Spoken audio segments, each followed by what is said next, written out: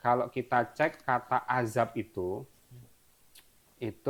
maknanya tidak harus diarahkan kepada siksaan Allah secara langsung. Ya. Ya, bisa jadi kita di dunia ini di pengadilan merasa tidak puas dengan putusan hakim gitu kan. Ya. Tapi nanti akan ada putusan hakim yang paling hakim gitu ya. Itu Allah Subhanahu wa taala ya.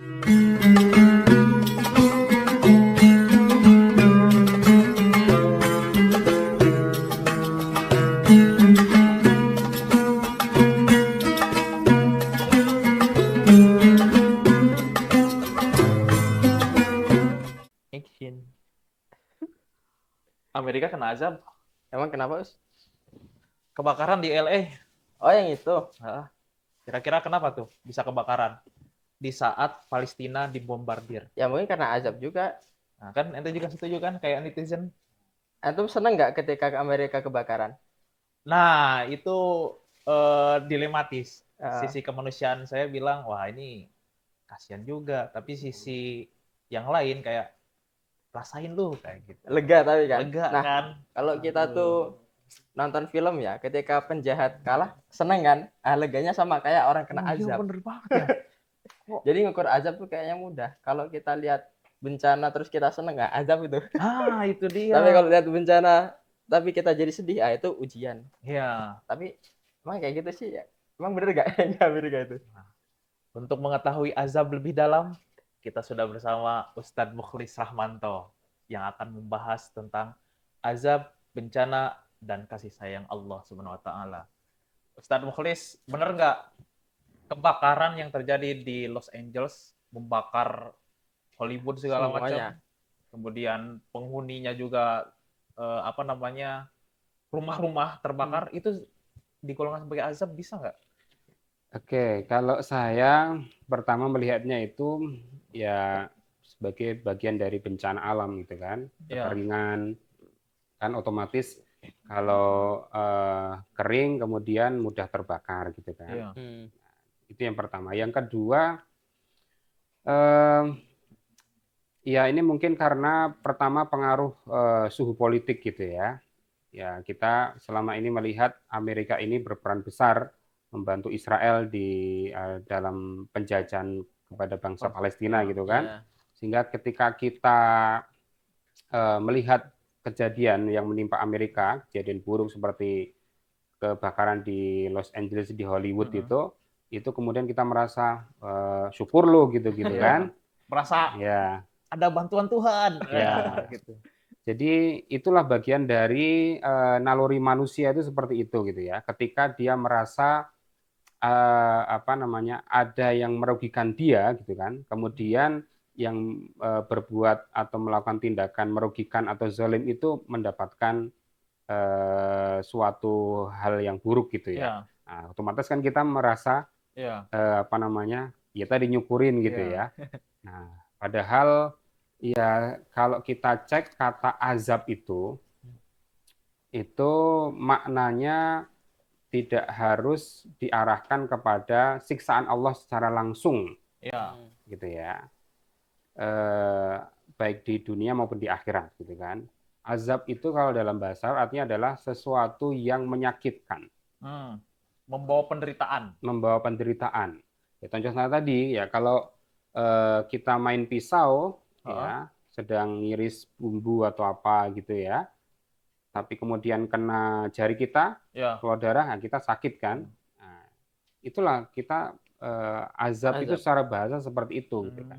Maka ada hadis Nabi SAW, diriwayatkan oleh Imam Bukhari, Nabi bersabda, as-safaru qit'atun minal azab. Gitu kan.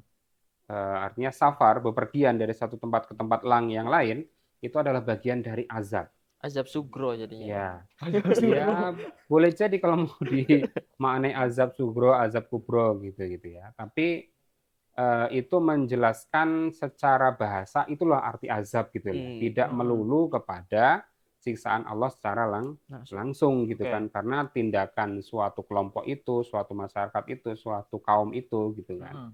Ya.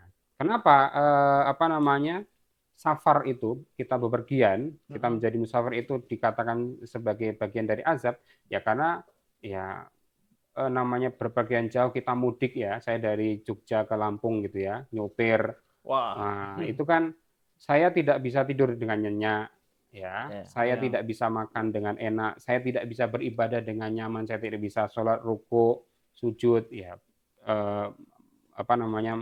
Buang air eh, juga harus Ya, gitu kan. Apalagi yang dalam naik keadaan. kendaraan umum gitu kan. Mm. Nah, sehingga itu bisa dikatakan sebagai bagian dari azab itu sendiri karena apa? Kita merasa ada sesuatu yang Oke. tidak mengenakkan dibandingkan dengan keadaan yang Mm-mm. biasanya gitu. Tapi apakah azab kalau dilihat dari narasi netizen lah, Hmm. kita juga itu harus dalam konteks pembalasan, Ustaz. Artinya Hmm. setelah dia berbuat Buat buruk, buruk, Ya, kemudian ada datanglah balasannya. balasan. ya. Gitu. Hemat saya itu bagian dari state of mind kita ya.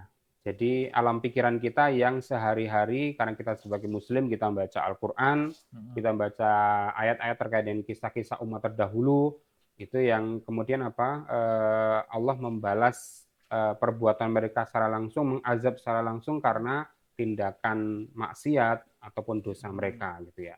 Nah, itu secara tidak langsung memasuki alam pikiran kita Oke. gitu ya, sehingga kita memaknai suatu kejadian ya itu terkait ya dengan apa yang ada dalam pikiran kita kan. Nah, sehingga kita menganggap ada banyak bencana di dunia ini, mungkin itu banjir bandang, gempa bumi gitu kan, kebakaran, tanah longsor dan lain sebagainya, itu bagian dari siksa Allah karena bisa jadi kemungkinan menurut kita apa namanya manusia di situ ya kebanyakan berbuat Iya. maksiat gitu. Padahal azab itu tidak harus dalam konteks pembalasan itu tadi ya, Ya, Ustaz. gitu. Oke. Tapi kalau misalkan azab nggak ditempatkan sebagai sarana Tuhan melakukan pembalasan, kapan manusia mau belajar, Ustaz? Maksudnya introspeksi dari kegiatan buruk yang telah Yang mereka dilakukan. lakukan. Ya, pertama tadi saya lanjutkan sebentar ya, itu kalau azab secara langsung Allah kepada suatu umat, ya Hmm. terutama umat-umat terdahulu, itu namanya al-istiqsal ya. Oke. Istiqsal itu azab secara langsung, Hmm. ditimpakan secara langsung. Orang Yahudi itu langsung jadi monyet, gitu Ya. kan? Waduh. Ya, kaum Nabi Nuh itu diberikan Banjir. banjir Banjir. bandang, gitu kan? Nah, itu istiqsal, gitu ya. Tetapi ada pemahaman dari para ulama, salah satunya Ibnu Taimiyah, bahwanya khusus untuk umat Nabi Muhammad sebagai umat yang terakhir Ya. itu tidak akan diberikan istiqsal atau azab secara langsung. Oke. Ya. Tapi nanti akan diberikan azab di Di akhirat. akhirat ya. Tapi kita jadi umat yang pertama diazab karena tindakan-tindakan perbuatan kita yang buruk, dosa dan lain sebagainya di Ditabung. dunia. Sementara umat yang terdahulu Ya. itu setelah umat Nabi Ya. Muhammad. Nah, Ustaz Najam katanya mau ini jadi umat Nabi Lut aja. Karena iya, iya. Kan kalau sudah diazab duluan, di akhirat kan nanti nggak kena azab lagi, Ustaz. Kalau ya. seperti itu. Ya, itu bagian dari kalau kita memahami namanya keadilan Allah Subhanahu wa taala kan. Keadilan Allah itu meliputi di dunia ini maupun di akhirat gitu ya. Ya, bisa jadi kita di dunia ini di pengadilan merasa tidak puas dengan putusan hakim gitu kan. Ya. Tapi nanti akan ada putusan hakim yang paling hakim gitu ya. Itu Allah Subhanahu wa taala yang paling adil gitu. Dan azab ini bisa jadi adalah bagian dari rahmat Allah Subhanahu wa taala. Kasih sayang Allah Subhanahu wa taala. Kok bisa dari azab ke rahmat itu? Ya, Azab itu kan penderitaan, ya. tapi Allah Maha Penyayang. Itu hubungannya apa, Ustaz? Ya, jadi inilah kelebihan kita sebagai orang beriman, orang mukmin itu memahami bahwasanya semua apa yang terjadi di dunia ini itu adalah kebaikan dari Allah Subhanahu wa taala. Maka ada hadis itu kan ajaban li amril mukmin kan. Semua perkara orang Islam ini baik maupun buruk itu ya itu sungguh menakjubkan. Karena apa? Semuanya itu adalah khair, kebaikan. Gitu ya. Jika kita mendapati sesuatu itu buruk, maka kita diminta untuk bersabar dan sabar itu baik. Jika kita mendapati nikmat, maka kita diminta bersyukur, dan syukur itu adalah Baik. baik. Maka ini menjadi prinsip dasar kita dalam berislam, bahwasanya segala sesuatu yang berasal dari Allah itu baik. Adanya persepsi itu buruk, gitu kan? Karena memang keterbatasan kita. Misalkan Gunung Merapi ini meletus nih kan, Ya, Ya. kan banyak yang ngungsi, kebun salak itu pada apa namanya kering. kering, ya rusak, Dia ya rusak. kena Nggak bisa Abu panen. awan vulkanik. panas dan lain sebagainya itu kan. Tapi karena keterbatasan kita dan itu melihat sesuatu yang buruk, itu kenapa? Karena banyak yang rusak gitu kan. Ya. Itu adalah buruk menurut pandangan kita. Tapi menurut pandangan Allah Subhanahu wa taala itu adalah baik. Kenapa? Lewat gunung yang meletus, Merapi meletus, apa yang terjadi? Tanah jadi subur lagi kan? Gitu kan. Kita pernah dapat tuh apa namanya pasir atau abu dari Gunung Kelut tuh ya, Ya, atau Semeru itu yang meletuskan sampai Jogja itu kan. ya. Ya. Tapi kita melihatnya keterbatasan kita itu buruk gitu kan. Karena ada kita nggak bisa kemana-mana, harus di rumah dan lain sebagainya. Tapi bagi Allah itu adalah sarana untuk menyuburkan bumi, tanah itu kembali dengan adanya apa namanya abu vulkanik itu. Ya. Sehingga rahmat Allah di sini kita harus memahaminya dengan banyak hikmah. Dan kita memahaminya dengan keterbatasan kita itu kan. Ya. Sebagai umat manusia yang selalu menganggap sesuatu yang rusak, ada yang sakit dan lain sebagainya itu buruk. Padahal kalau kita cek itu pasti ada kebaikan di dalam peristiwa tersebut. Kalau begini Ustadz, Oke. tadi kan umat Nabi Muhammad itu tidak ada istiqsal. Kalau kita merasa begini, hari ini apa sekali. Jadi misalkan Ya. lagi motong-motong kena tangan. Ya. Nah, terus jadi bahan introspeksi. Oh, ini azab karena tadi mungkin melakukan keburukan. Itu boleh tidak Ustadz? Ini kayaknya based on true story, Ustadz. Karena waktu Najam lewat di depan ibu-ibu yang lagi motong-motong bawang, Ya. ibu-ibunya kepleset. Oh. Karena kegantengan beliau katanya. Ya. Seganteng Nabi Yunus. Ya. Yusuf. Yusuf. Sorry. Dimakan ikan Yunus. Aduh. Oke, jadi begini ya. Untuk umat Nabi Muhammad menurut Ibnu Taimiyah, dan itu yang saya pegangi gitu kan, pendapat yang kita ambil memang tidak ada azab secara langsung. Oke. Tetapi ketika kita melakukan kesalahan, keburukan, itu kita diberikan pintu-pintu taubat. Ya. Gitu ya.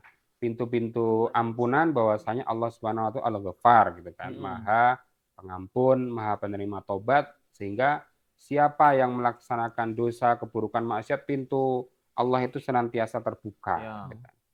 Nah, itu bagian dari keistimewaan dari umat Nabi Muhammad yang tidak diberikan kepada umat-umat terdahulu. Nah, contohnya taubatnya umatnya Nabi Musa kan ketika apa namanya perempuan haid itu kan harus Pisah suruh pisah ranjang atau apa ya, sehingga suaminya tidak bisa apa namanya tidur bersama dengan istrinya karena sedang haid gitu kan. Nah, kalau kita kan enggak gitu. Nah, gitu kan. Masih boleh satu meja makan, masih. Mereka melakukan tindakan apa namanya maksiat bersama kan langsung diazab langsung. Nah, kita kan enggak gitu ya. Karena apa tadi kita diberikan kekhususan, dibukakan banyak pintu-pintu ampunan itu sendiri. Dan alasan kenapa kita disusukan itu juga mesti menjadi rahasia Allah mungkin ya? Ya bisa menjadi rahasia Allah, tapi kalau kita memaknai ayat-ayatnya yang banyak, tentu kita akan mendapatkan hikmah di balik itu, gitu kan? Ya, jadi seperti itu. Itu yang tadi saat karena umat Nabi Muhammad ini punya keistimewaan, artinya kita nggak diajak langsung ketika kita berbuat salah. Terus ruang introspeksi kita ada di mana? Ini pertanyaan yang sebelumnya tadi belum sempat disinggung. Ya, ya tentu saja kita harus melihat bahwasanya selain di dunia ini ada berlaku sunatullah kan, hukum-hukum Allah terkait dengan alam gitu kan. Kalau kita misalkan menggunduli hutan gitu kan, ya pasti akan terjadi banjir gitu kan, akan terjadi tanah longsor dan lain sebagainya gitu ya. Nah, bisa nggak kita kategorikan itu sebagai azab karena nggak peduli lingkungan? Ya, kalau dikaitkan dengan azab secara Allah secara langsung tadi ya nggak bisa juga gitu ya. Saya lebih apa itu bagian dari sebab akibat. Tapi kalau memaknai azab tadi itu bisa membuat kita menderita sakit gitu ya boleh-boleh saja gitu ya. Ya, tapi memang ya tadi ada sebuah hadis dan banyak hadis juga selain ayat yang menjelaskan bahwasanya kejadian-kejadian alam seperti itu sering dikaitkan dengan azab Allah gitu kan. Contohnya COVID kemarin gitu kan. Nah, itu ada hadis di dalam riwayat Al-Bukhari itu kaitannya dengan wabah atau apa gitu ya, atau taun atau apa itu. Ya, riwayatnya dari Aisyah gitu kan. Ya, itu adalah azaban ya ba'asuhullah liman yasha gitu kan. Kata Aisyah gitu dari Nabi Shallallahu alaihi wasallam. Ya, tapi tadi kita memaknainya seperti apa dulu gitu kan. Nah, yang paling mudah itu ya sesuai dengan alam pikiran kita karena sering membaca ayat-ayat umat-umat terdahulu gitu kan. Nah, itu azab gitu kan. Gitu. Padahal itu bagian dari alam untuk memperbaiki dirinya sendiri ya, lewat anugerah Allah tadi. Gitu. Tapi saya lebih setuju azab secara langsung sih, Ya, harus orang-orang yang melakukan oplosan ya kan. Ya antum saja yang pengen. Antum aja yang pengen, saya enggak gitu kan. Orang-orang para koruptor kan tiba-tiba langsung diazab lambungnya pecah gitu saat atau tiba-tiba ketabrak kereta kan asik juga kan kalau dunia seperti itu. Nah, itu mungkin kebanyakan nonton film antum ini. Jadi orang lebih ini mengambil hikmahnya ada. Jadi nanti langsung ya. Wah itu Islam bisa lebih menyebar ke seluruh dunia saat kalau Allah bertindak langsung kepada orang-orang durhaka. Ya, saya kira itu pikiran-pikiran pendek lah ya kalau saya melihatnya itu ya. Jadi kita sebagai umat beragama ya, harus optimis gitu kan, bahwasanya segala sesuatu yang berasal dari Allah itu baik gitu loh. Kalau itu terkait dengan keburukan ya kita harus sabar lah gitu ya. Kalau kita dapat nikmat ya kita bersyukur gitu kan. Contohnya ya kalau ada kecelakaan di depan kantor PP Muhammadiyah itu kan, itu anggapnya kita buruk gitu kan. Buruk. Motor dengan mobil tabrakan, ada yang meninggal, ada yang sakit gitu kan. Ya, terjadi banyak kerugian, harus ganti spare part motor dan lain sebagainya, harus ke bengkel kan. Tapi bagi Allah Subhanahu wa taala itu baik. Waduh, kok bisa? Ya iyalah. Kalau nggak ada orang kecelakaan, itu IGD di rumah sakit kan kosong kan? Ya. Terus kalau IGD kosong, siapa yang akan menggaji para dokter dan perawat di rumah sakit? Ya nggak bisa begitulah cara berpikirnya menurut saya. Iya. Kalau cara berpikir saya seperti itu. Karena apa? Itu bagian dari keadilan Allah yang kita kadang manusia itu tidak melihatnya ke situ. Ya, prinsipnya tadi kan Allah itu baik gitu kan. Ya, prinsip dasarnya gitu kan. Nah, kita melihat kadang-kadang suudzon kepada Allah karena apa? Kita ditimpakan keburukan, kecelakaan dan lain sebagainya. Tapi kita tidak pernah merasa melihat celah lain, kebaikan Allah lain ketika dari kejadian buruk yang menimpa kepada kita, tapi ada kebaikan di sana. Contohnya tadi, kalau nggak ada orang sakit sebulan saja, PKO siapa itu yang menggaji dokter dan perawat-perawatnya gitu kan? Bagaimana bisa beroperasional gitu kan? Maka di balik keburukan, kejadian-kejadian buruk yang bagi kita itu buruk, itu ada kebaikan Allah Subhanahu wa taala, sehingga dari situ prinsip bahwasanya Allah Subhanahu wa taala itu adalah maha baik. Tidak pernah Allah itu sedikit pun memberikan siksaan dan lain sebagainya itu. Saya agak saat pernah baca-baca juga lah. Pandangan yang bahwa Allah itu mutlak baik itu sebenarnya pandangan Mu'tazilah. Nah, inilah yang kemudian melahirkan salah satu problem klasik, the problem of evil. Di mana ada satu kontradiksi, manusia mengalami penderitaan, tapi di sisi lain Tuhan itu distatuskan sebagai Maha Pengasih dan Penyayang. Itu korelasinya di mana? Ya jadi begini, ini kita harus mengurainya agak mendalam ya. Ketika Allah itu adalah maha baik, gitu kan? Kenapa ada setan juga gitu kan? Iya kan? Nah, setan itu sarana bagaimana agar kebaikan, keadilan Allah itu terwujud. Kalau nggak ada setan, nanti siapa yang akan masuk neraka coba? Iblis. Dia. Nah, gitu kan? Ya, ya. Dan adanya surga dan neraka itu bagian dari keadilan Allah Subhanahu Wa Taala sebagai state yang paling akhir gitu kan. State akhir dari keadilan Allah Subhanahu Wa Taala. Kalau kita memahami, maka iman kepada hari akhir itu diletakkan akhir sebelum kepada takdir kan, kodok dan kodar.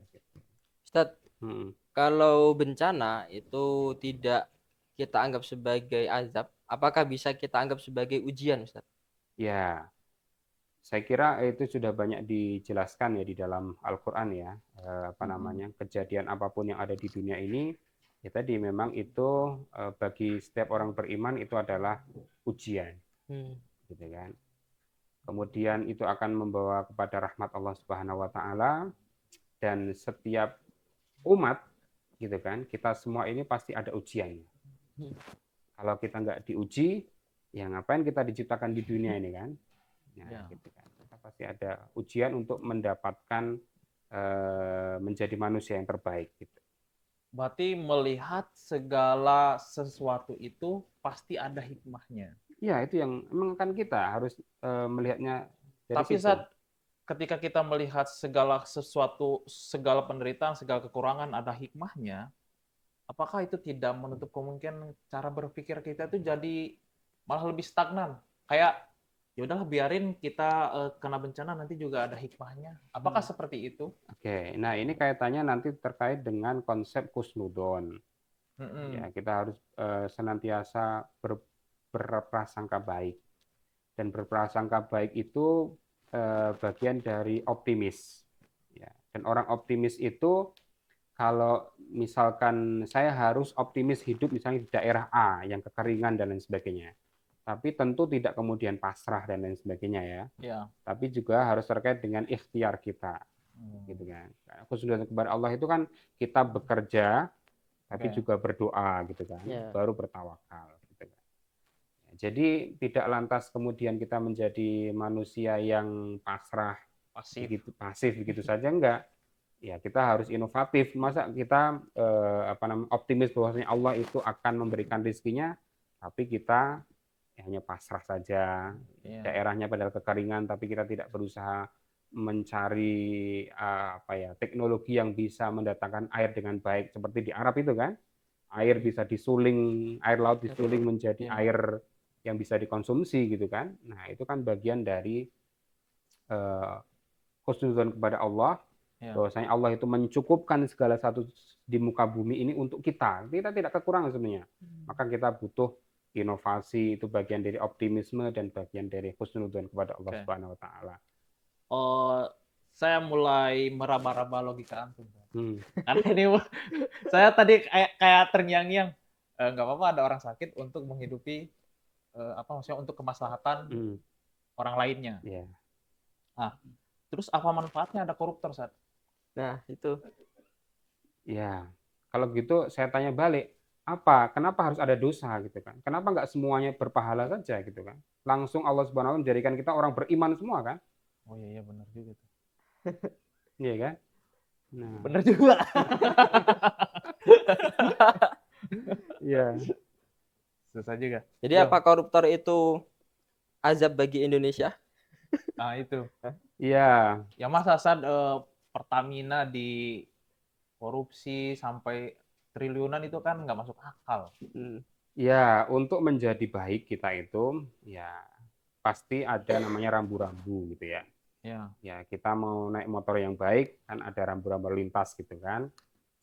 Ya, jadi kalau kita melarang, melanggar aturan-aturan berlalu lintas, maka apa? Ya kita akan kecelakaan dan lain sebagainya kan. Nah, kalau kita mentaati aturan perintah Allah Subhanahu Wa Taala di dunia ini gitu kan, ya kita akan menjadi selamat, aman, damai, naik motornya enak gitu kan. Betul. Nah, sama seperti konsepnya seperti itu. Kenapa ada koruptor gitu kan?